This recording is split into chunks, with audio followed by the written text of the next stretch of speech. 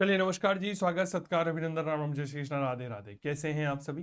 चलिए, स्वागत है आप सभी का। उम्मीद करता हूं आप सभी बहुत अच्छे होंगे। हमने क्रांतिकारी आंदोलन के विषय पर बहुत अच्छे से चर्चा कर ली थी और आज हमारा जो अगला अध्याय होने वाला है वो होने वाला है भारत में राष्ट्रीय आंदोलन, या हम ऐसा कह सकते हैं भारत में राष्ट्रवाद का उदय, rising of nationalism in India. ठीक है, तो इसके संदर्भ में थोड़ी सी बात करते हैं और आज की इस अद्भुत क्लास की शुरुआत करते हैं। ठीक है, तो आज का हमारा जो अध्याय होने वाला है वह अध्याय क्या होने वाला है, याद रखिएगा, भारत में राष्ट्रवाद का उदय। ठीक है, किस प्रकार भारत में राष्ट्रवाद जो है इसकी शुरुआत होती। सबसे पहले यहां पर एक शब्द आया हुआ है कि आखिर राष्ट्रवाद होता क्या है। What was the nationalism. Nationalism शब्द जो है यह नेशनल शब्द से बना है, जिसका शाब्दिक अर्थ होता है राष्ट्र। अर्थात जब आप अपने राष्ट्र से, अपने देश से इतना गहरा प्रेम करने लगते हैं कि उसके बिना किसी भी कार्य को आप अधूरा मानते हैं, वही राष्ट्रवाद होता है। क्लियर? क्या मैं ऐसा कह दूं कि हम इस राष्ट्रवाद के माध्यम से, इस राष्ट्रवाद के उदय के माध्यम से भारत में एक ऐसी रूपरेखा का निर्माण कर रहे हैं जिसे हम भारतीय स्वतंत्रता संग्राम कहते हैं। मुझे बताइए क्या कहते हैं सर? भारत में स्वतंत्रता संग्राम कहते हैं। ठीक है, भारत में स्वतंत्रता संग्राम मूल रूप से 1885 से शुरू होकर के 1947 तक चलता है और इस दौरान अंग्रेजों का मुकाबला किया जाता है। ये बात आपके समझ में आनी चाहिए। ठीक है, अब राष्ट्रीय आंदोलन या स्वतंत्रता संग्राम जो है एक अलग मुद्दा है और राष्ट्रवाद एक अलग मुद्दा है। हम यहाँ पर सबसे पहले राष्ट्रवाद के उदय के बारे में बात करना चाह रहे हैं। तो एक प्रश्न जो कि बेच आरएस मेंस का है, तो एक प्रश्न यहाँ पर बनता है कि भारत में राष्ट्रवाद के उदय के प्रमुख उत्तरदायी तत्वों की विवेचना कीजिए या उन कारणों पर बल दीजिए जिनकी वजह से भारत में राष्ट्रवाद का उदय हुआ। Discuss the main factors responsible for the rising of nationalism in India. क्या ये बात क्लियर हो गई? तो आइए आप और हम मिलकर के आज इन्हीं मुद्दों पर थोड़ी सी चर्चा करते हैं कि भारत में राष्ट्रवाद के उदय के क्या क्या कारण थे। चल, पहला प्रश्न रख रहा हूं, भारत में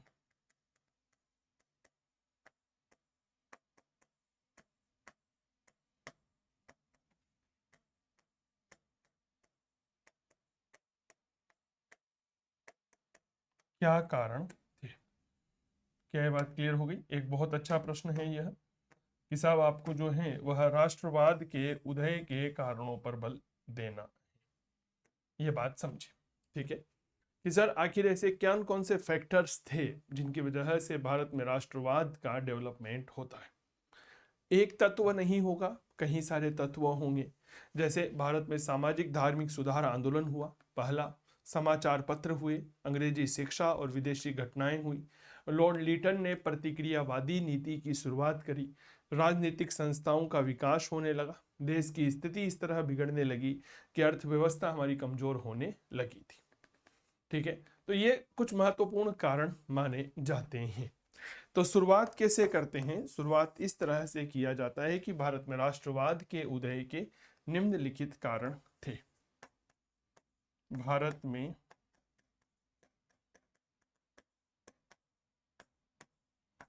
राष्ट्रवाद के उदय के निम्न कारण। अब कौन कौन से निम्न कारण माने जा सकते हैं? तो सबसे पहला हम देखेंगे यहाँ पर सामाजिक धार्मिक सुधार आंदोलन, social and religious reform movement. हमारे भारत में हमने एक अध्याय पढ़ा था जिसके बारे में हमने बात करी थी, सामाजिक धार्मिक सुधार आंदोलन। कई सारे सुधारवादी नेता हमने हमारे भारत में देखे थे। क्या ये बात क्लियर हो गई? अब यहां पर एक बात समझिए, इन आंदोलनों की वजह से भारतीयों को प्राचीन सभ्यता और संस्कृति का ज्ञान करवाने के साथ साथ, भारतीयों में पहले इतना कोई ज्ञान नहीं था, ठीक है ना। भारत के पास सभ्यता बहुत विकसित थी, लेकिन अंग्रेजों ने, उसके पहले मुगलों ने और उसके पहले दिल्ली सल्तनत के सुल्तानों ने इनकी मानसिकता को संकीर्ण करके रख दिया था। क्या ये बात क्लियर हो गई? समय के साथ साथ मेरे प्यारे साथियों बदलाव आया, और ये बदलाव इस हद तक आया, क्या आया कि समाज सुधारकों ने, धर्म सुधारकों ने क्या किया, भारतीयों को प्राचीन सभ्यता और संस्कृति का ज्ञान करवाया। साथ ही उनमें एक आत्मविश्वास का प्रचार प्रसार किया, जिसके सहारे वह बाद में विदेशी शासन का मुकाबला करने के लिए तैयार हुए, कि आपको घबराना नहीं है। क्या ये बात क्लियर हो गई? आप जो इस समय डर रहे हैं विदेशी शासन से, ये विदेशी शासन कोई बहुत बड़ी तोप नहीं है। यह विदेशी शासन बेसिकली अंग्रेजों के द्वारा स्थापित किया गया एक षड्यंत्र है, और हमें इसका मुकाबला करना होगा। प्राचीन काल में आप स्वतंत्र थे, मध्यकाल में आप स्वतंत्र रहे, लेकिन विदेशी ताकतों ने आकर के आपके ऊपर शासन किया। तो इस तरह की मनोभावना विकसित की गई भारतीयों के अंदर, जिसके परिणाम स्वरूप उनमें एक जो है स्वाभिमान की भावना जागृत हुई। तो पहला महत्वपूर्ण कारण सामाजिक धार्मिक सुधार आंदोलन। निम्न कारण थे। नंबर 1, सामाजिक धार्मिक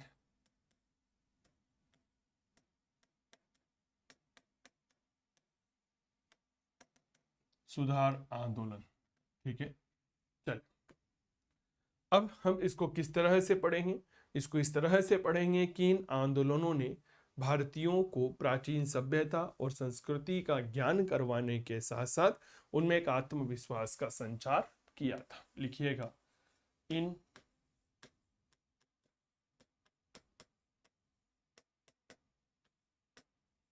आंदोलनों ने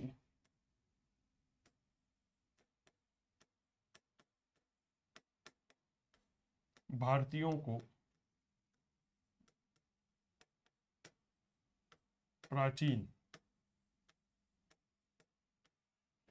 सभ्यता व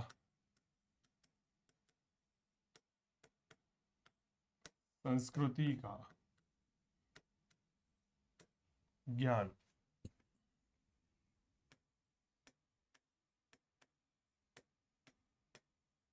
करवाने के साथ साथ उनमें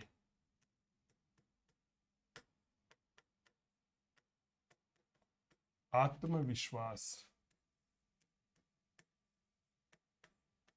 का भी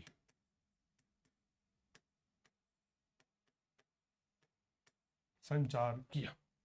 ठीक है, यह बात। अब देखो यहां पर क्या होगा ना, प्री के हिसाब से भी प्रश्न बन सकता है कि सामाजिक धार्मिक सुधार आंदोलनों ने क्या योगदान दिया। तो सब भारतीयों को उनकी सभ्यता और संस्कृति का तो ज्ञान करवाया ही सही, साथ ही उनमें आत्मविश्वास भी फैलाया।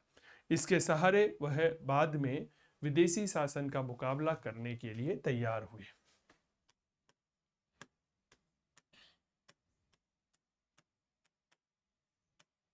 इसके साथ ही वे बाद में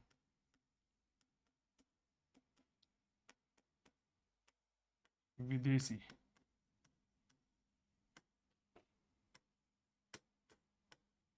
शासन का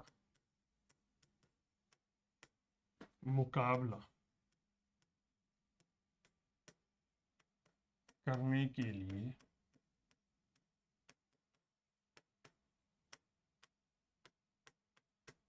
तैयार हुए। क्या ये बात क्लियर हो गई कि भाई पहला बहुत बड़ा कारण या बहुत बड़ा एक रीजन जो है वह क्या रहा? वो ये रहा कि इनको प्राचीन सभ्यता और संस्कृति का ज्ञान हुआ, साथ ही आत्मविश्वास का संचार हुआ, परिणाम स्वरूप विदेशी शासन का मुकाबला करने के लिए वह तैयार हुई। ये बात क्लियर हो गई। चलिए, तो ये तो एक हो गया मूल कारण। दूसरा कारण आप यहाँ पे देखिएगा, समाचार पत्रों और साहित्य का विकास। इनके माध्यम से भारतीयों में राष्ट्रीय भावना का विकास हुआ। ठीक है ना, समाचार पत्र कहते हैं ना कि जागरूकता फैलाने का काम करता है।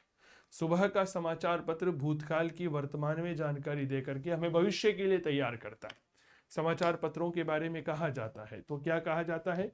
समाचार पत्रों और साहित्य का प्रभाव। समाचार पत्रों व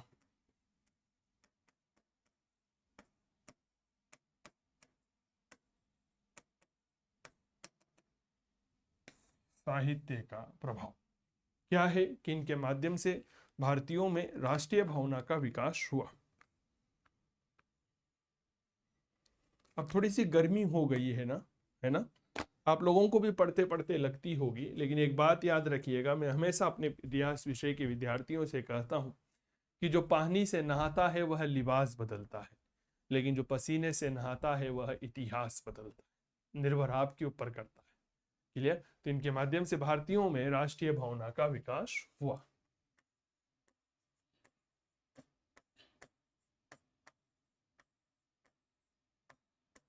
इनके माध्यम से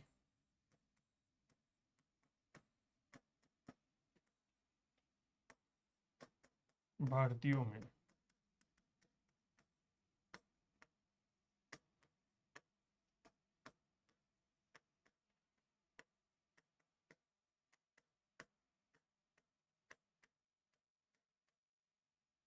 क्या हुआ? राष्ट्रीय भावना का विकास हुआ। क्या ये बात क्लियर हो गई? आगे बढ़िएगा। एक अगला महत्वपूर्ण कारण आता है अंग्रेजी शिक्षा और कुछ विदेशी घटनाओं का प्रभाव। देखो, भारत में लॉर्ड मैकाले, जब मैकाले मीनियट लेकर के आता है, जब मैंने पाश्चात्य शिक्षा पढ़ाई थी तो हमने उस बारे में बहुत अच्छे से चर्चा की थी। कहते हैं कि अंग्रेजी शिक्षा के विकास से भारतीयों की मानसिक जड़ता समाप्त हो गई। हमारे पुरातनपंथी जो भारतीय लोग थे उनके अंदर एक छोटी सोच पाई जाती थी। क्लियर? ऐसा मैं नहीं कह रहा, विभिन्न रिपोर्ट्स कह रही है, ये बात याद रखना। अंग्रेजी भाषा का विकास हुआ तो मानसिक जड़ समाप्त हुई और उनमें आधुनिक तर्कवाद, विज्ञानवाद, नवीन चेतना का उदय होने लगा और उनके अंदर, मेरे दोस्त, अपने स्वाभिमान की बात जागृत होने लगी, स्वतंत्रता का भाव जागृत होने लगा। क्लियर हो गई? अब विदेशी घटनाओं के कारण भारतीयों के मन में भी स्वतंत्रता के प्रति जो है वह क्या होने लगा, एक भावना एकत्रित होने लगी। विदेशी घटनाएं कैसे? जापान, एक छोटा सा देश है एशिया का, उसने रूस जैसे बड़े देश को हरा दिया। आप सोचिए, मैक्सिकन क्रांति, बहुत प्रभाव पड़ा मैक्सिको की क्रांति का कि हाँ, जब मैक्सिको जैसे देश में क्रांति हो सकती है तो फिर हमारे यहाँ क्रांति क्यों नहीं हो सकती। इटली का एकीकरण, जर्मनी का एकीकरण, इनकी वजह से भी भारतीयों के मन में स्वतंत्रता की भावना का प्रसार होने लगा। सबसे पहले अंग्रेजी शिक्षा और विदेशी घटनाओं का प्रभाव। नंबर 3,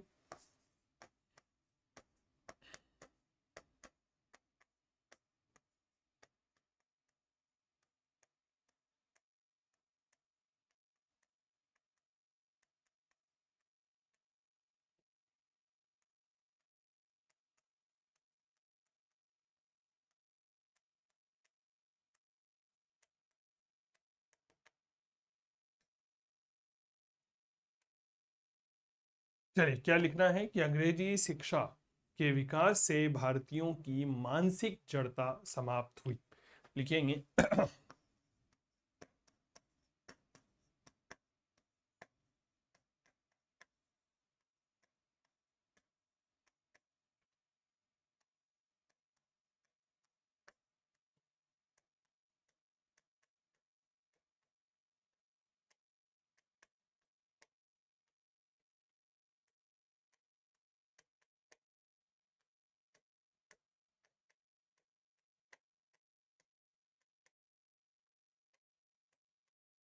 मानसिक जड़ता समाप्त हुई और उनमें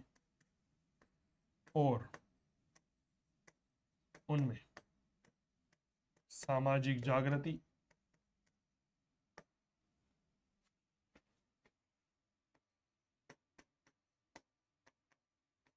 विज्ञानवाद, तर्कवाद, क्या बात समझ में? विज्ञानवाद, तर्कवाद, नवीन चेतना आदि का उदय हुआ। वह नवीन चेतना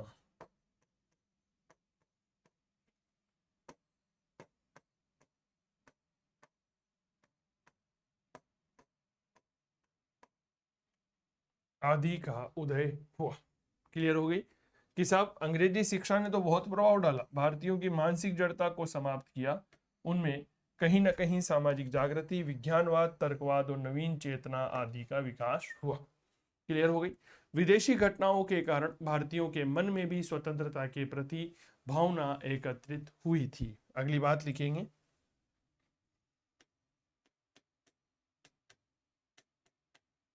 विदेशी घटनाओं के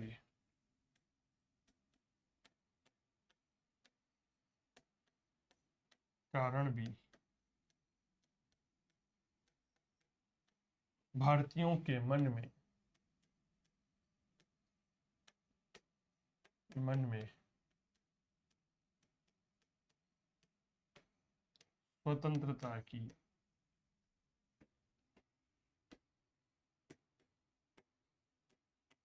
भावना ने जन्म लिया। बेसिकली इस बात को थोड़ा सा एक बढ़ चढ़ करके समझने की कोशिश करिए कि आखिर ऐसी क्या बात थी। मैं आपको बिल्कुल थोड़ा सा एक अलग तरीके से समझाने की कोशिश करता हूँ। पहले एक परंपरा हमारे देश में ही नहीं पूरे विश्व में लोकप्रिय हो चुकी थी, क्या कि जो ब्रिटेन के लोग हैं, जो यूरोप के लोग हैं, उन्हें पराजित करना बहुत मुश्किल है, क्योंकि उनके ऊपर देवियों का, उनके ऊपर देवताओं का, साक्षात ईश्वर का आशीर्वाद है।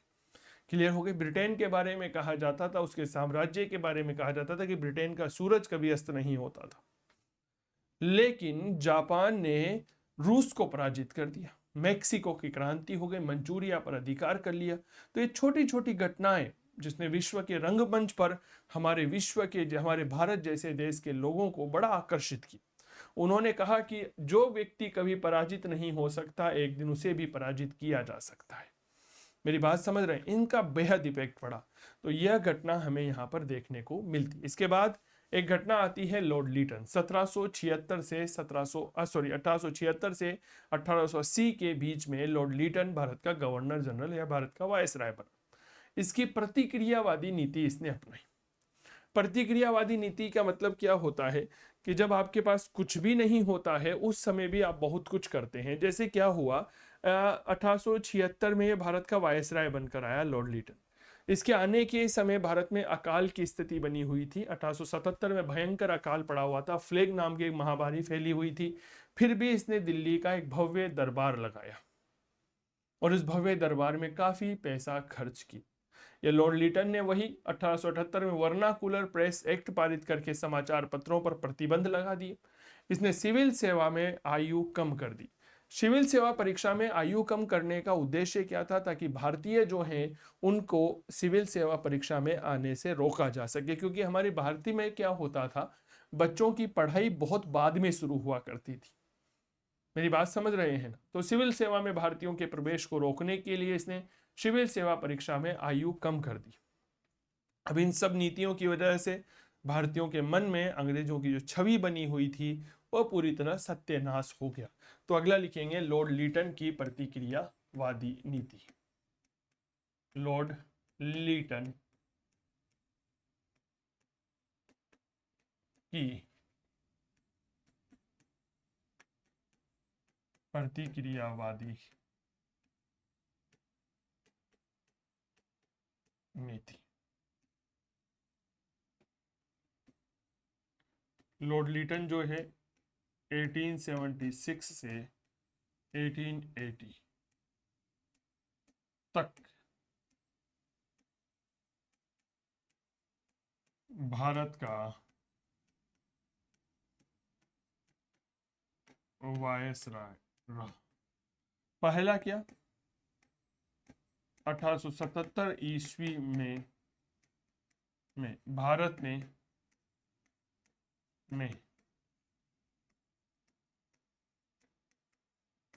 अकाल व महामारी के बीच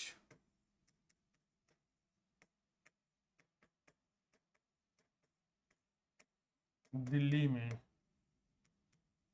भव्य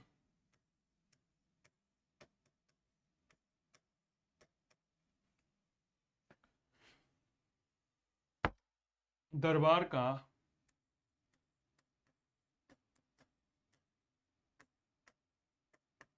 आयोजन किया। अरे पैसा ही नहीं है, तुम उस बीच में दिल्ली दरबार का आयोजन कर रहे हो। हाँ, समझ में नहीं आती है क्या बात।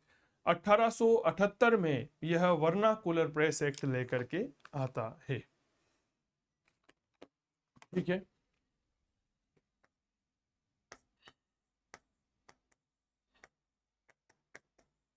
ईस्वी में भारतीय समाचार पत्रों पर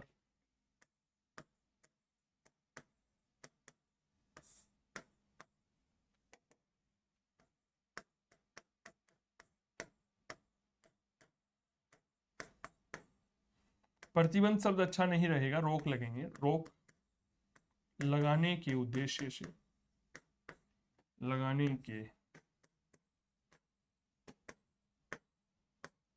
उद्देश्य से वर्ना कूलर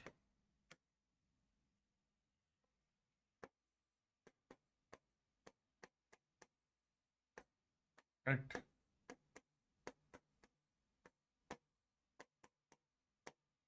पारित किया। वर्नाकुलर प्रेस एक्ट यह पारित कर देता है। क्या ये बात क्लियर हो गई। अब अगला कदम क्या उठाया कि भारतीयों को सिविल सेवा में प्रवेश से रोकने के लिए सिविल सेवा परीक्षा में आयु कम कर दी। अगली बात देखिए,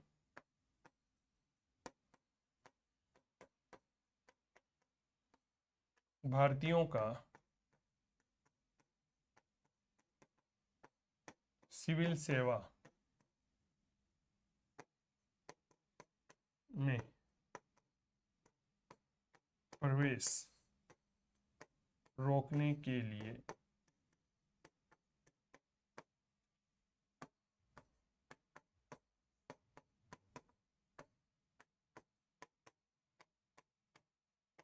सिविल सेवा में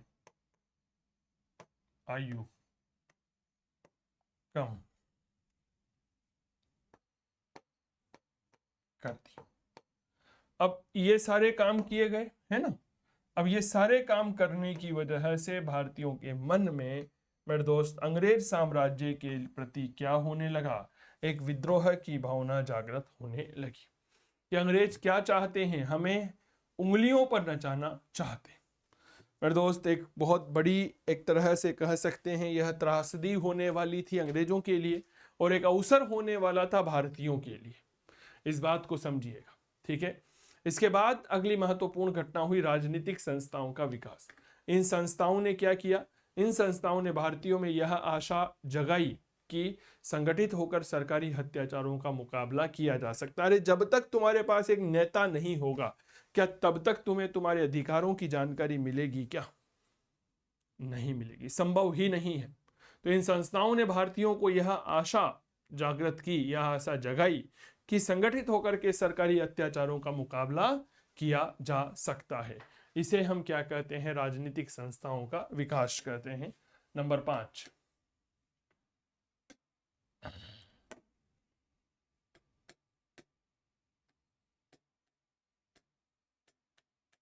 राजनीतिक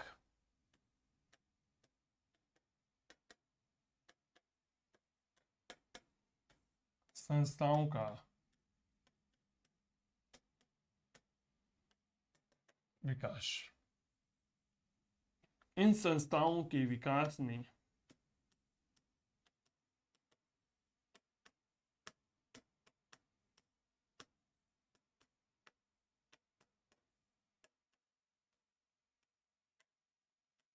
विकास ने भारतीयों के मन में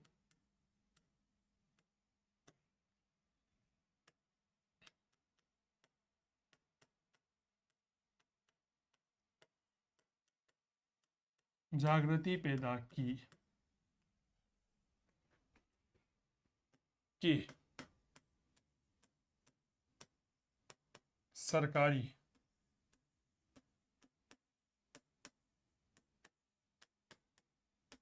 अत्याचारों का मुकाबला किया जा सकता है। सरकारी अत्याचारों का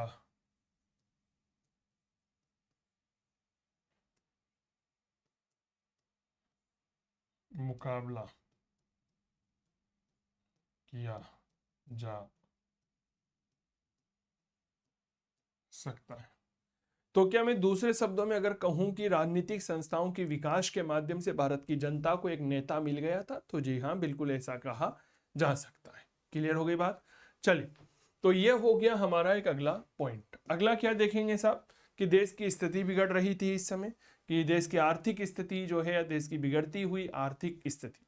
धन के निष्कासन, ड्रेन ऑफ वेल्थ, धन का निष्कासन का सिद्धांत सबसे पहले दादा भाई नौरोजी ने दिया था, ये बात याद रखिएगा। कहने का तात्पर्य यह है कि भारत से धन जो है वह लंदन जा रहा था, लेकिन बदले में लंदन से भारत को कुछ प्राप्त नहीं हो रहा था। तो धन के निष्कासन से भारत की आर्थिक स्थिति कमजोर होती चली जा रही थी। परिणामतः लोग गरीब और तंगहाली के शिकार हो रहे थे। क्लियर हो गई। तो देश की बिगड़ती हुई आर्थिक स्थिति, देश की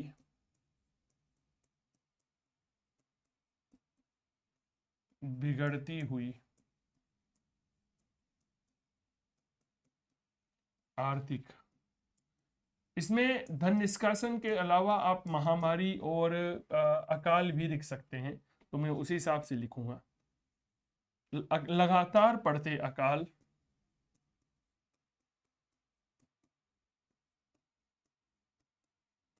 लगातार पड़ते अकाल, महामारी व धन निष्कासन, ठीक है, धन निष्कासन से भारत की आर्थिक स्थिति कमजोर होती जा रही थी। धन निष्कासन से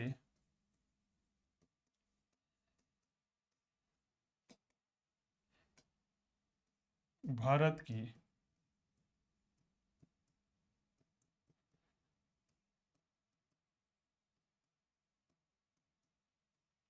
आर्थिक स्थिति कमजोर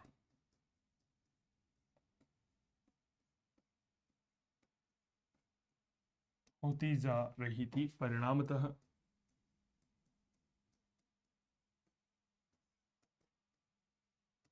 भारतीय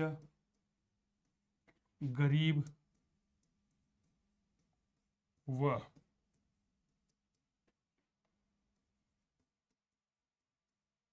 तंगहाली के शिकार बन रहे थे, बन रहे थे। ठीक है। भारतीयों के मन में जागृति पैदा करी कि सरकारी अत्याचारों का मुकाबला किया जा सकता है। अकाल, महामारी और धन निष्कासन की वजह से भारत की स्थिति कमजोर होती जा रही थी। भारतीय गरीब और तंगहाली के शिकार होते जा रहे थे। क्लियर हो गई बात। बहुत बढ़िया। अब इन सब कारणों के अतिरिक्त कहीं और कारण भी थे, जैसे ब्रिटिश प्रशासन की औपनिवेशिक प्रकृति। औपनिवेशिक प्रकृति का एक ही उद्देश्य होता है कि किस प्रकार अपने देश का या अपने उपनिवेश का शोषण किया जा सके। भारतीयों के साथ होने वाला भेदभाव, हमने सेना के भेदभाव की बात करी, साथ ही सिविल सेवा में भी भेदभाव किया जाता था और भारतीयों को निम्न पदों पर नियुक्त किया जाता था। 1857 की क्रांति से एक आशा जागृत हुई थी। आदि कुछ मुख्य तत्व भारत में राष्ट्रवाद के लिए उत्तरदायी थे। क्लियर हो गई। तो कंक्लूड कर रहे हैं, इन सब कारणों के अतिरिक्त और क्या क्या कारण थे, तो ब्रिटिश प्रशासन की औपनिवेशिक प्रकृति,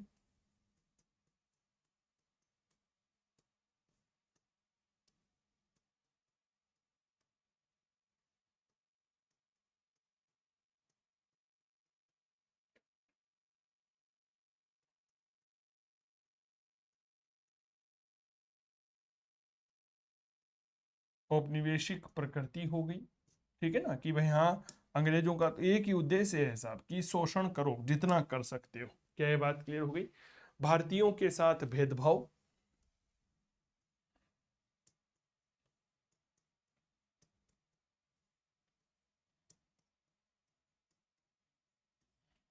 भारतीयों के साथ भेदभाव, 1857 की क्रांति से जागृत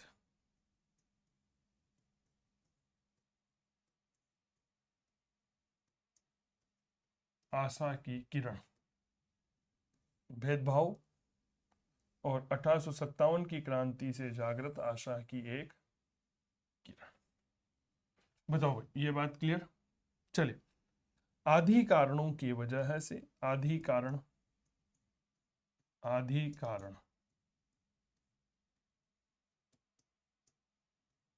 भारत में राष्ट्रवाद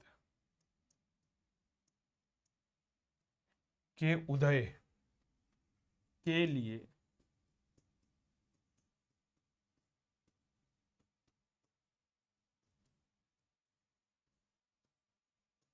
जिम्मेदार थे। लो सा, ये कारण थे भारत में राष्ट्रवाद के उदय के। क्या ये बात क्लियर हो गई? बताओ मुझे। ठीक है, अब मेरे प्यारे साथियों, जब हम राष्ट्रीय आंदोलन की शुरुआत कर चुके हैं तो हमारे मन में एक प्रश्न सीधा आना चाहिए कि सर अब हमारा इतिहास 1885 में स्थापित भारतीय राष्ट्रीय कांग्रेस की ओर मुड़ेगा? नहीं। भारतीय राष्ट्रीय कांग्रेस की स्थापना तो 1885 में होती है, 28 दिसंबर की तारीख थी, लेकिन उसके पहले भी हमारे देश में कुछ ऐसी महत्वपूर्ण संस्थाओं की स्थापना हुई जिसने राजनीतिक क्षेत्र में भारतीयों को जागृत करने के लिए महती भूमिका का निर्वहन किया। जैसे लैंड होल्डर्स सोसाइटी, कलकत्ता में द्वारिकानाथ टैगोर ने इसकी स्थापना की थी। तो हम राष्ट्रवाद के इन उदय के कारणों के बाद में चर्चा करते हैं। चूंकि हमने यहां पर बात की थी, एक पॉइंट देखिए, राजनीतिक संस्थाओं का विकास। क्लियर? तो इसको तो बहुत डीप में देखना ही पड़ेगा ना, क्योंकि यहीं से तो कांग्रेस का उदय होगा। तो कांग्रेस के पूर्व की राजनीतिक संस्थाओं की चर्चा कर लेते हैं, फिर हम सीधी चर्चा करेंगे 1885 में भारतीय राष्ट्रीय कांग्रेस की स्थापना के साथ भारतीय राष्ट्रीय आंदोलन, इंडियन नेशनल मूवमेंट की शुरुआत की। क्लियर? आ जाओ भैया।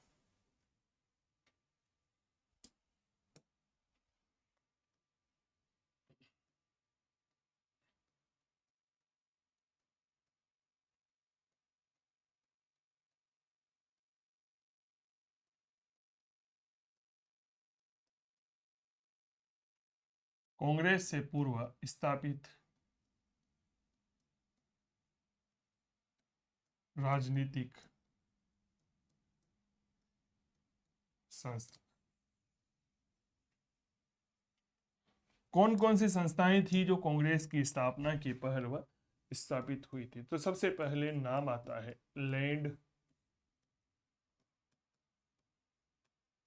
होल्डर्स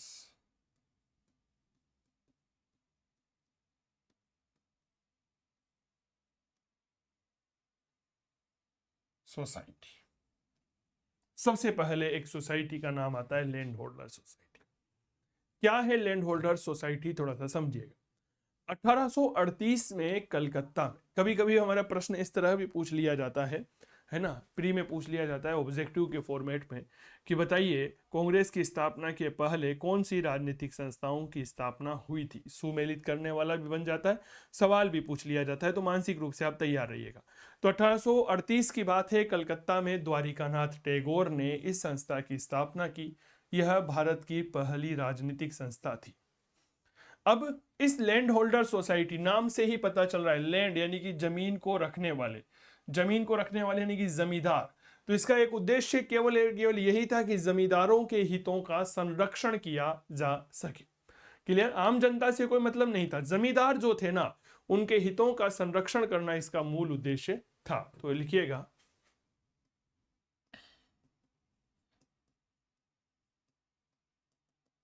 स्थापना 1838 में। कलकत्ता में। और किसने स्थापना की थी? यह स्थापना की द्वारिका नाथ टैगोर। ठीक है, इसमें एक बात लिखेंगे, भारत की पहली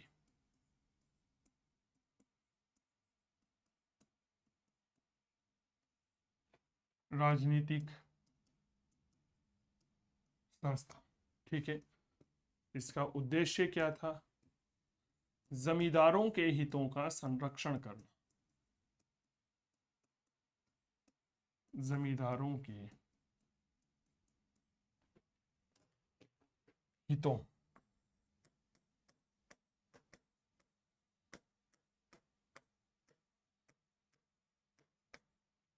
संरक्षण करना। इस वाले पेन में जिसका मैं यूज कर रहा हूं अभी, आवाज आती है ना? और अगर दूसरे पेन का यूज करता हूं इस वाले का, तो इसका आवाज नहीं आती। देखिएगा, ये देखिए, इसकी आवाज नहीं आती। ये जमींदार। जबकि आप अगर इससे लिखता हूं, राइटिंग इसमें बढ़िया आती है, इसमें आवाज नहीं आती है। है ना? तो कभी कभी इस तरह की चीजें जो है अक्सर हो जाती है। आवाज रोको, रोक के चलेंगे। ठीक है, तो जमींदारों के हितों का संरक्षण करना लैंड होल्डर सोसाइटी का एक उद्देश्य हुआ करता था। द्वारिकानाथ टैगोर ने 1838 में कलकत्ता में इसकी स्थापना की थी। इसके बाद बात करते हैं बॉम्बे एसोसिएशन। 1852 में बंबई में दादा भाई नौरोजी ने इसकी स्थापना की। और इसका उद्देश्य क्या था? सरकारी नीतियों के प्रति सरकार को सुझाव देना। क्लियर हो गई? तो लिखेंगे बॉम्बे एसोसिएशन।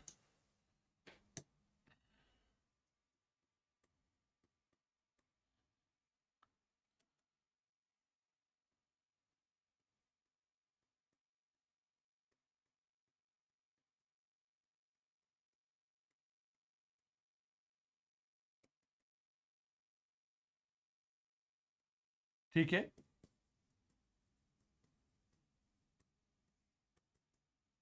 इसकी स्थापना दादा भाई नौरोजी करते हैं, 1852 में करते हैं, बंबई में करते हैं।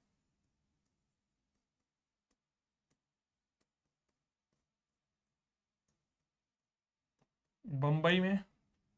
और किसने की? तो नाम याद रखिएगा, दादा भाई नौरोजी। क्लियर हो गई? चलिए, उद्देश्य क्या है? सरकारी नीतियों के प्रति सरकार को सुझाव देना।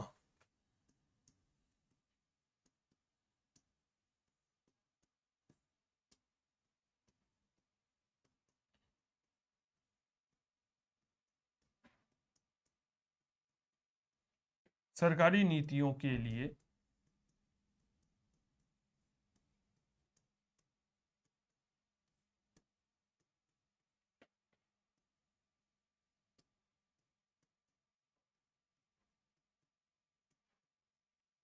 सरकार को सुझाव देना।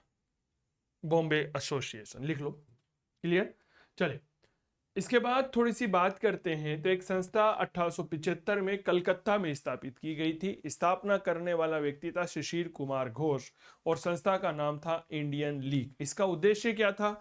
आम जनता में राष्ट्रवाद के प्रति जागरूकता पैदा करना। ये जो दो संस्थाएं स्थापित हुई है, चाहे लैंड होल्डर सोसाइटी हो, चाहे बॉम्बे एसोसिएशन हो, इसका आम जनता से कोई मतलब नहीं था। क्या ये बात क्लियर हो गई? जी हाँ, आपने बिल्कुल सही सुना है, आम जनता से कोई औचित्य नहीं था। ये बात थोड़ा सा याद रखिएगा। क्लियर हो गई बात? अब हम बात कर रहे हैं भारतीय जनता के संदर्भ में। तो इंडियन लीग की स्थापना 1875 में कलकत्ता में की, शिशिर कुमार घोष ने की। इसका उद्देश्य था आम जनता में राष्ट्रवाद के प्रति जागरूकता पैदा करना। लिख लिया? चलो आगे बढ़ते हैं। चलिए, एक महत्वपूर्ण संस्था डेट इज इंडियन लीग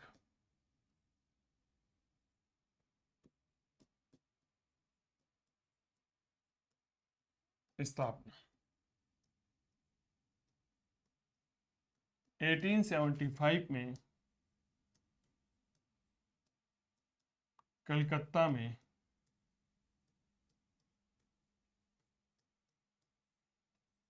शिशिर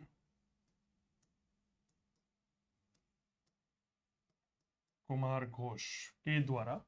उद्देश्य क्या था? आम जनता में राष्ट्रवाद की भावना का विकास करना, या आम जनता में राष्ट्रवाद के प्रति जागरूकता पैदा करना।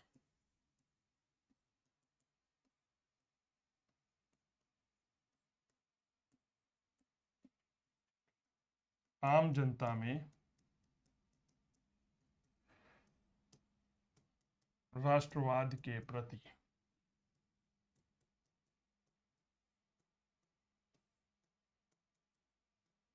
जागरूकता पैदा करना।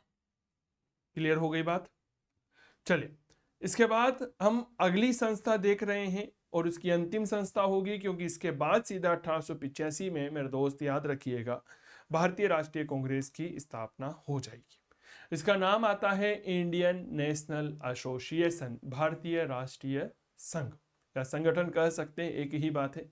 भारतीय राष्ट्रीय संगठन, इसकी स्थापना 1876 में सुरेंद्र नाथ बनर्जी के द्वारा और सहयोग लिया गया आनंद मोहन बोस के द्वारा स्थापित किया गया। इस इंडियन नेशनल एसोसिएशन या भारतीय राष्ट्रीय संगठन का एकमात्र उद्देश्य था भारतीयों में एकता का विकास करना। ठीक है, तो अगली मैं बात कर रहा हूं,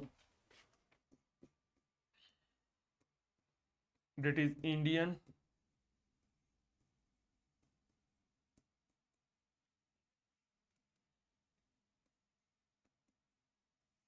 नेशनल एसोसिएशन।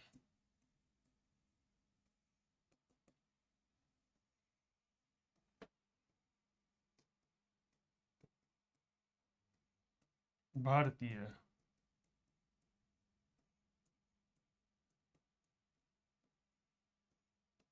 राष्ट्रीय संगठन।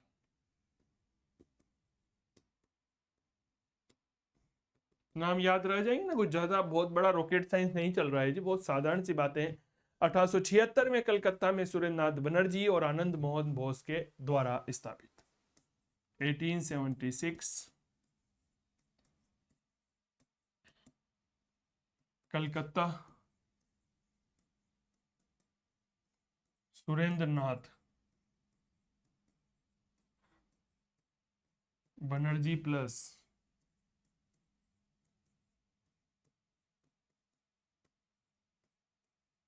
आनंद मोहन बोस। उद्देश्य क्या है? भारतीयों में एकता स्थापित करना।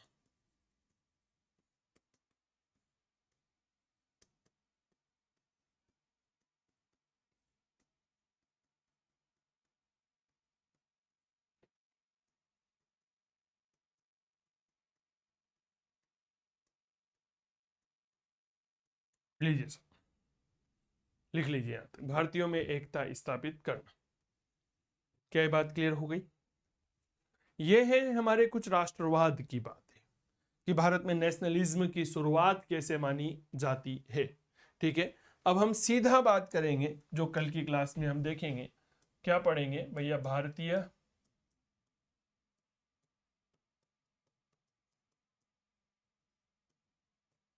राष्ट्रीय आंदोलन 1885 से 1947। आपको पता होगा इसके 3 चरण होते हैं। पहला चरण 1885 से लेकर 1905 तक होता है। दूसरा चरण 1905 से लेकर के 1919 तक होता है। तीसरा चरण 1919 से लेकर के 1947 तक होता है। 1885 में क्या होता है? आप याद करिए, कांग्रेस की स्थापना।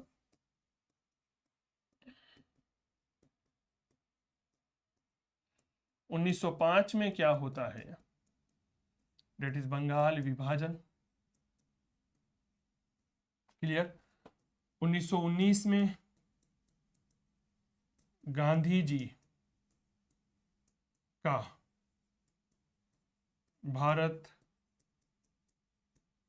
आगमन और 1947 भारत आजाद।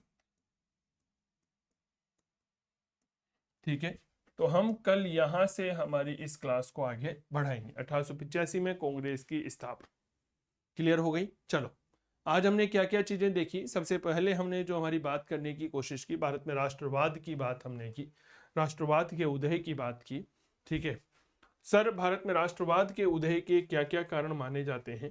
पहला, सामाजिक धार्मिक सुधार आंदोलन। इन्होंने प्राचीन भारतीय जो हैं उन्हें प्राचीन सभ्यता और संस्कृति का ज्ञान करवाने के साथ साथ उनमें आत्मविश्वास का भी संचार वह करते हैं। क्या ये बात क्लियर हो गई? चलिए, इसके साथ ही विदेशी शासन का मुकाबला करने के लिए तैयार किया। समाचार पत्रों और साहित्य की का प्रभाव।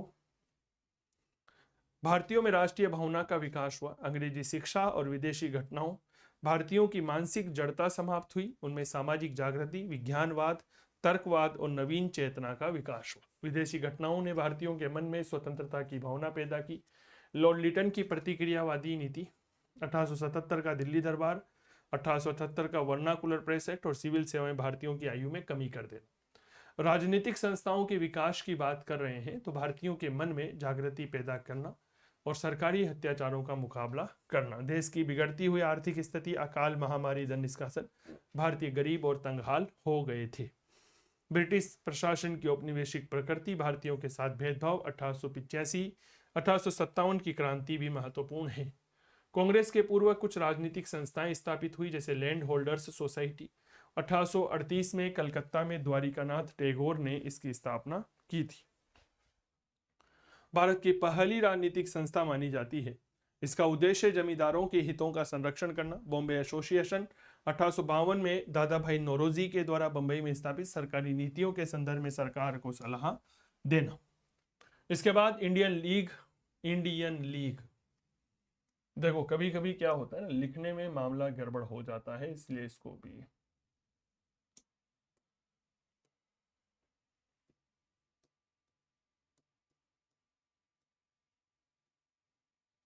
Indian league.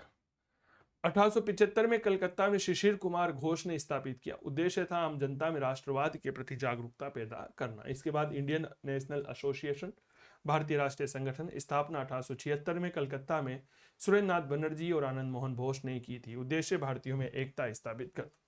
तो ये थी मित्रों, और कल हम बात करेंगे कहां से, तो भारतीय राष्ट्रीय आंदोलन से, जिसकी रूपरेखा आपको यहाँ पर नजर आ रही होगी। चलिए, धन्यवाद, जय हिंद, जय भारत। कल मुलाकात करते हैं, तब तक नमस्कार, बाय।